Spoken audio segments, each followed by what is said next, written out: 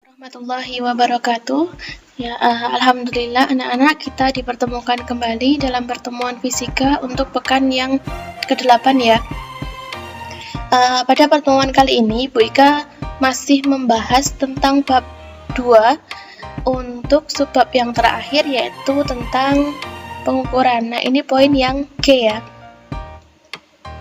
Oke, Bu Ika sampaikan terlebih dahulu untuk kompetensi dasar yang akan kita capai adalah masih sama ya, yaitu menerapkan prinsip-prinsip pengukuran besaran fisik, ketepatan, ketelitian, dan angka penting, serta notasi ilmiah. 4.2 menyajikan hasil pengukuran besaran fisik berikut ketelitiannya dengan menggunakan peralatan dan teknik yang tepat, serta mengikuti kaidah angka penting untuk suatu penyelidikan ilmiah. Oke, nah pekan kemarin Bu Ika sudah memberikan tugas kepada kalian untuk melakukan pengukuran ya terhadap beberapa jenis benda. Kemudian dicari volumenya menggunakan aturan angka penting. Nah, itu namanya adalah praktik melakukan pengukuran. Oke, untuk kali ini Bu Ika akan membahas tentang pengukuran serta alat-alat ukur yang digunakan. Nah, apa yang dimaksud dengan pengukuran? Bu Ika rasa ini sudah pernah ya di SMP. Nah, kita tinggal mengulang lagi. Oke. Mengukur adalah kegiatan membandingkan suatu besaran dengan satuannya. Nah, poin kedua, alat yang digunakan untuk mengukur namanya adalah alat ukur. Kemudian masing-masing alat ukur, jadi masing-masing alat ukur itu memiliki ketelitian yang berbeda-beda. Nah, hasil pengukuran yang kita peroleh itu dinyatakan dengan nilai pasti atau signifikan plus minus nilai taksiran, yaitu nilai ketidakpastian. Kemudian, nah besarnya ketidakpastian biasanya ditentukan dengan setengah skala terkecil alat tersebut. Nah, ketidakpastian yang ada itu bisa sumbernya dari alat ukur yang kita pakai, dari proses pengamatan, dari lingkungan sekitar, dan lain-lain. Nah, maksudnya apa? Nanti Bu Ika bahas lebih lanjut di slide berikutnya. Oke, kita mulai dulu dengan jenis-jenis alat ukur. Maaf ya, jenis-jenis alat-alat ukur. Oke, nah SMP ini sudah pernah ya.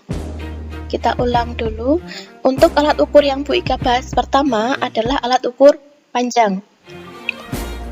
Nah, contohnya alat ukur panjang adalah, dulu pernah bahas ini ya, ini namanya adalah jangka sorong. Kemudian yang kedua, ini namanya adalah penggaris atau mistar.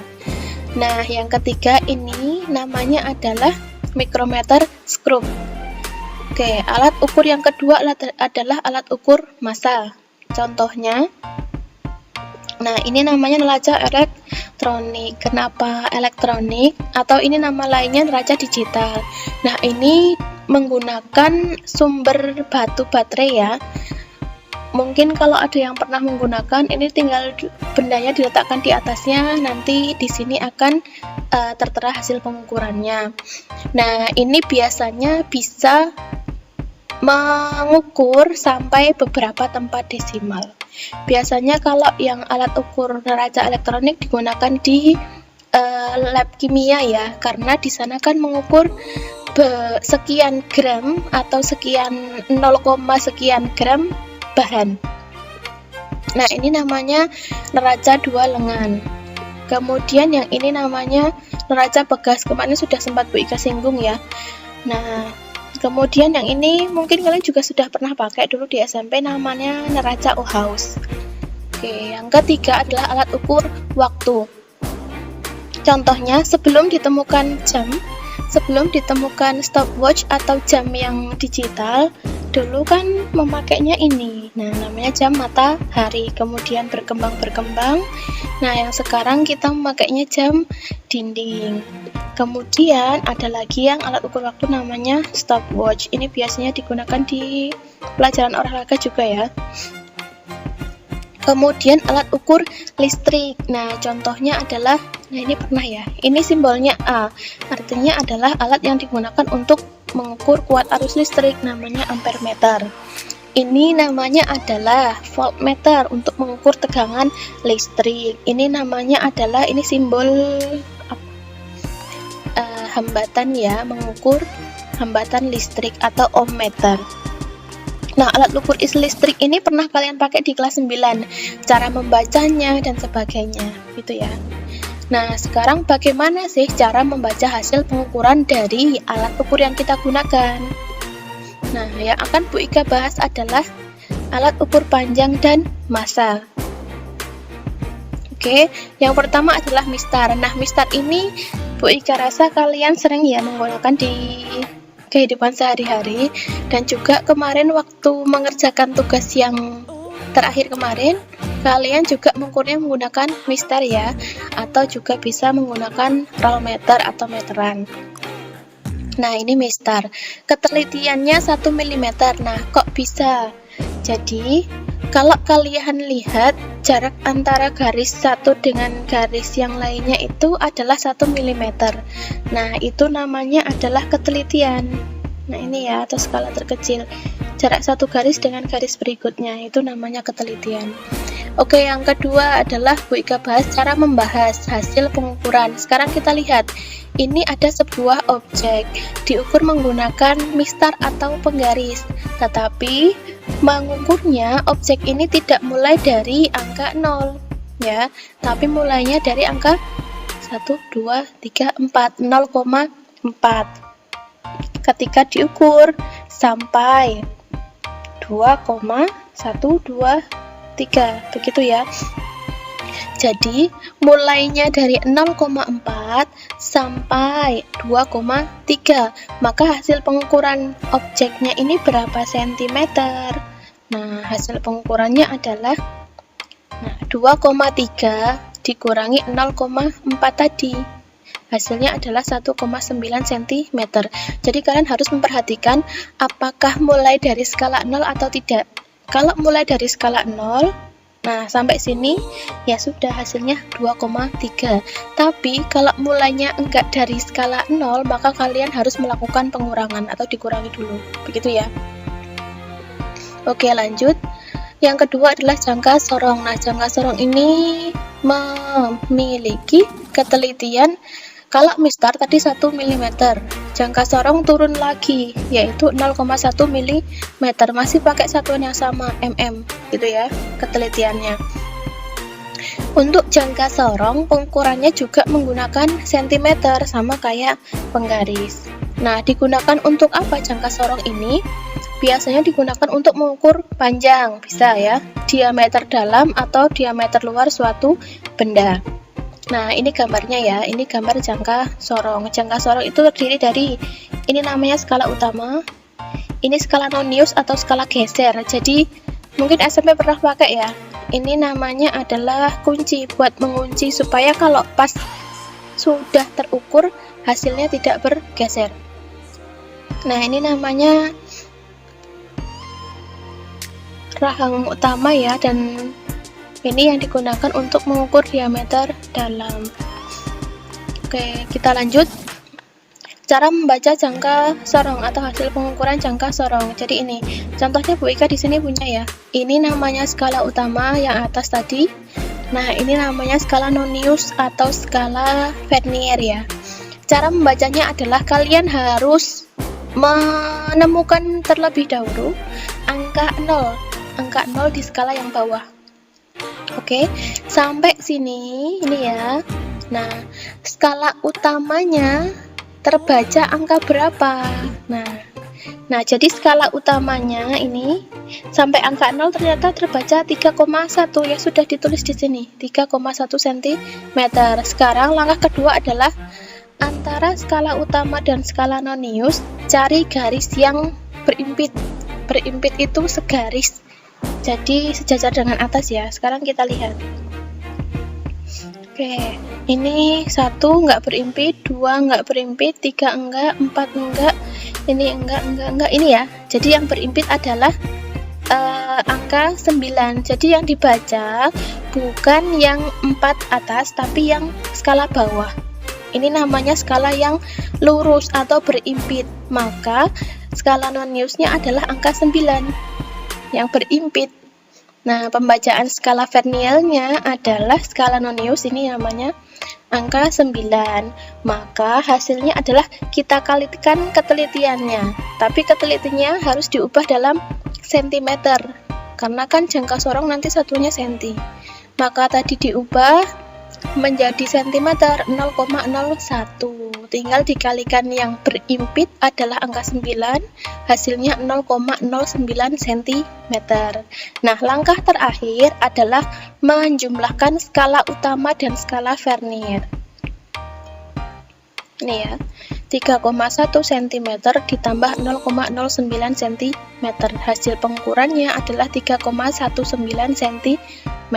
Jadi ini penghasilnya adalah 3,19 cm. Oke, itu contoh yang pertama. Sekarang kita ke contoh yang kedua. Nah, ini digunakan untuk mengukur diameter ya. Sekarang kita lihat sampai angka 0 di sini. Nah, sampai angka 0 di sini, skala utama yang terbaca adalah angka 2. Jadi, skala utamanya adalah 2,0 cm. Langkah kedua adalah cari garis yang berimpit. Nah, ini nggak berimpit. Oh, ternyata yang berimpit ini. Nah, ini adalah skala berapa? Setelah 5 adalah skala 6. Maka, skala non-newsnya adalah 6 yang berimpit. Nah, ini ya, 6. Maka kita kalikan dengan ketelitiannya, tapi harus dalam senti. Maka 0,01 cm dikalikan 6. Hasilnya adalah 0,06 cm. Oke, sekarang ke hasil akhirnya. Hasil akhirnya tinggal menjumlahkan skala utama dan skala vernier atau skala non-news. 2 cm ditambah 0,06 cm, hasilnya adalah 2,06 cm. Jadi hasil pengukuran diameter benda ini adalah 2,06 cm. Begitu ya.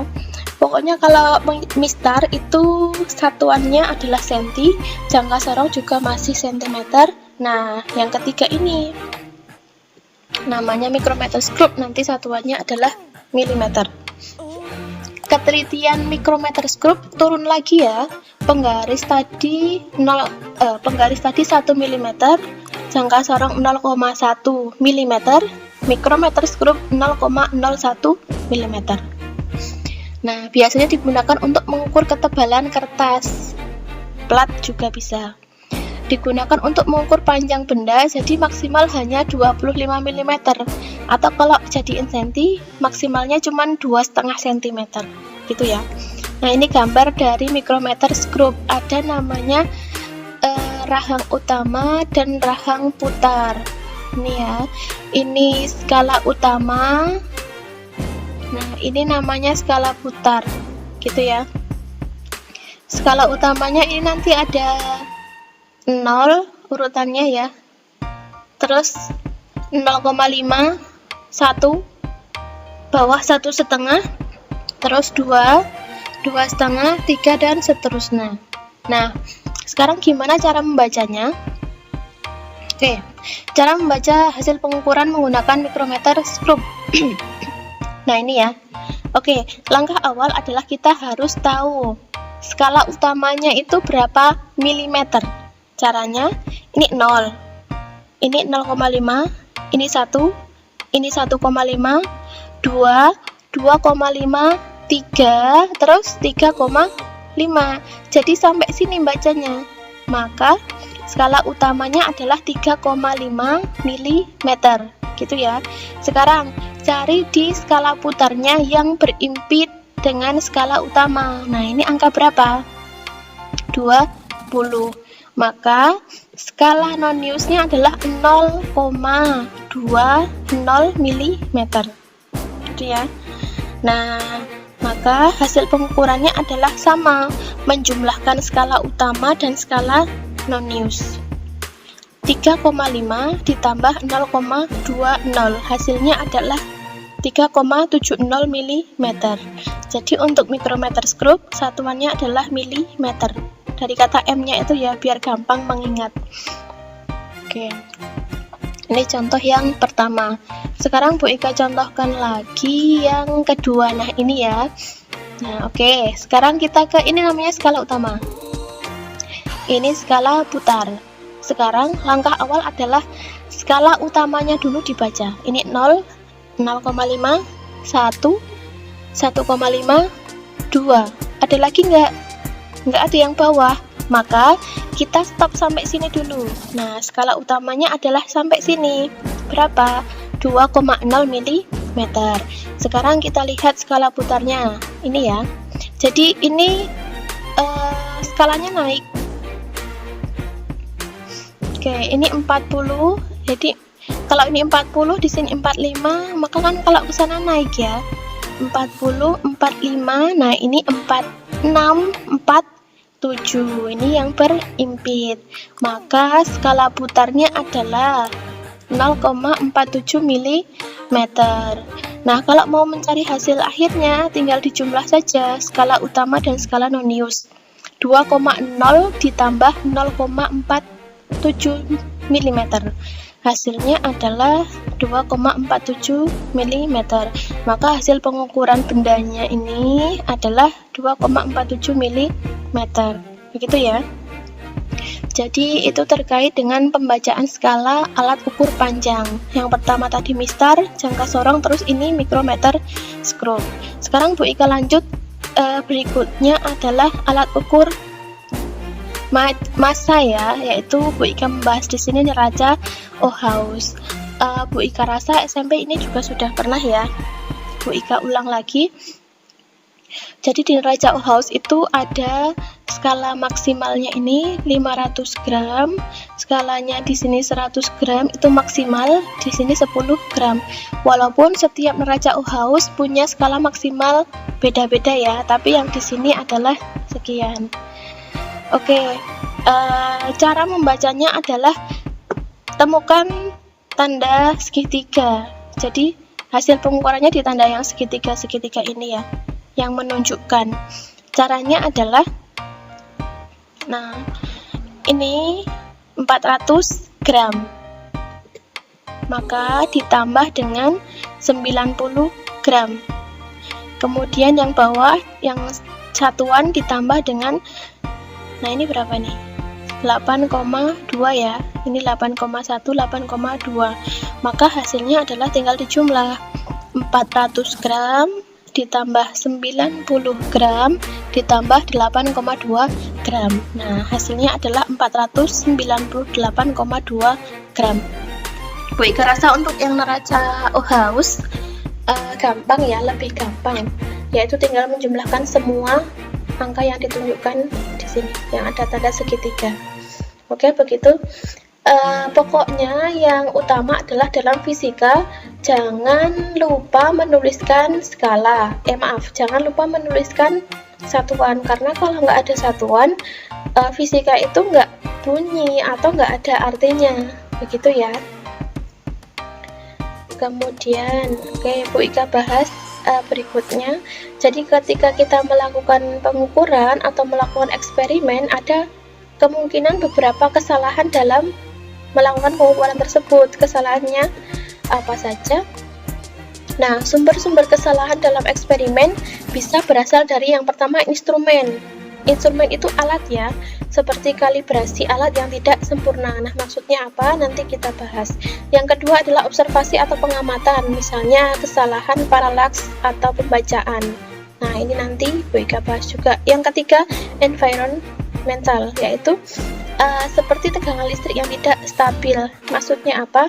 Kalau kalian percobaan listrik, nah menggunakan sumber tegangan, itu bisa saja sumber tegangan listriknya nggak stabil. Nah, itu bisa mempengaruhi hasil eksperimen atau hasil pengukuran. Oke, yang keempat adalah teori. Teori seperti pengabaian gaya gesek, seperti yang Bu Ika contohkan dulu di metode ilmiah ya, bahwa tidak semua benda itu licin sempurna. Maka kalau di situ dikatakan bendanya dikatakan atau dianggap licin, sebenarnya dia tidak licin sempurna. Sebenarnya tetap ada gaya geseknya. Kenapa? Karena nggak ada benda yang benar-benar licin sempurna. Maka untuk mempermudah dalam eksperimen biasanya gaya geseknya itu diabaikan, walaupun sebenarnya di situ dikatakan permukaannya licin, gitu ya. Jadi dalam fisika ada beberapa faktor yang diabaikan ketika kita melakukan eksperimen supaya itu lebih mudah atau nggak rumit ya. Tapi nanti kalau udah di tingkat universitas atau di tingkat penelitian itu biasanya nggak diabaikan ya. Nah, kalau kita untuk SMA ini atau SMP biasanya masih beberapa diabaikan. Nah, ke-1, kesalahan kalibrasi instrumen. Oke, pernah nggak seperti ini? Belum ada yang diukur, tapi kok angkanya nggak 0. Ini ya. Nah, ini belum ada bendanya, tapi kok sudah menunjukkan angka 0,02. Nah, ini juga belum melakukan pengukuran, tapi kok jarumnya sudah geser ke angka sekian. Nah, ini juga belum melakukan pengukuran, tapi kok sudah geser atau nggak di angka 0. Nah, ini namanya kesalahan kalibrasi. Biasanya bisa juga diakibatkan karena mungkin alatnya itu sudah lama digunakan, jadi sudah berulang-ulang kali digunakan, maka mengalami penurunan fungsi ya. Nah, itu biasanya namanya kesalahan kalibrasi. Nah, langkah atau solusinya gimana? Ya nanti bisa dikurangi dengan hasil akhir dikurangi dengan yang awalan ini, gitu ya. Oke, yang kedua, kesalahan paralaks atau kesalahan pengamatan. Nah, kesalahan pembacaan alat ukur karena posisi mata yang tidak tepat. Oke, ketika kalian kemarin melakukan pengukuran yang Bu Ika memberikan tugas, yang mana nih yang benar kalian? Apakah miring? Ternyata salah ya. Jadi kalau melakukan pengukuran, mata atau pandangan kita harus harus tegak lurus di sini. Nah, ini tegak lurus dengan skala yang diukur. Jadi harus tegak lurus. Nggak boleh kalau kita membaca hasil pengukuran miring-miring gini ya. Ini nggak boleh karena hasilnya nanti akan kesalahan paralaks itu di kesalahan pengamatan. Jadi harus mata kita sejajar, di sini tegak lurus. Nah, ini sampai sini, ini tegak lurus sama alat ukurnya, gitu ya. Kemudian yang ketiga adalah kesalahan penggunaan atau human error. Nah, kesalahan dalam penggunaan alat ukur contohnya adalah kesalahan cara membaca skala pada alat ukur tersebut. Misalnya gini nih. Nah, ini melakukan pengukuran ya. Ini panjangnya 95,4 mm ya. Nah, benar atau enggak? Kita lihat di sini. Oh, ternyata salah ya. Jadi, kesalahan dalam penggunaan alat ukur. Kenapa salah? Karena kita lihat di sini, ini mulainya dari angka 99, ini 100 ya. 100 sampai sini bukan 95,4 ya, tetapi harusnya berapa? 1, 2, 3, 4, 5, 5,4. Jadi dalam melakukan pengukuran juga harus memperhatikan mulai dari mana tadi, kemudian berakhir sampai mana. Jadi jangan asal membaca hasil akhirnya, karena kan kita tidak tahu apakah mulai dari 0 atau tidak, begitu ya. Jadi harus lebih teliti lagi. Oke, begitu. Itu terkait dengan beberapa alat ukur, cara menggunakannya, serta cara membacanya, dan yang terakhir tadi adalah beberapa kesalahan dalam melakukan pengukuran atau eksperimen. Oke, Bu Ika rasa cukup untuk pertemuan kali ini. Untuk latihan mandirinya nanti Bu Ika upload ya filenya di dalam sebuah PPT, nanti bisa diakses. Oke, jika masih ada yang mau ditanyakan atau masih ada yang bingung, boleh silahkan ini ya, bertanya ke Bu Ika melalui WA boleh. Oke, untuk pertemuan kali ini Bu Ika cukupkan sekian dulu. Terima kasih. Wassalamualaikum warahmatullahi wabarakatuh.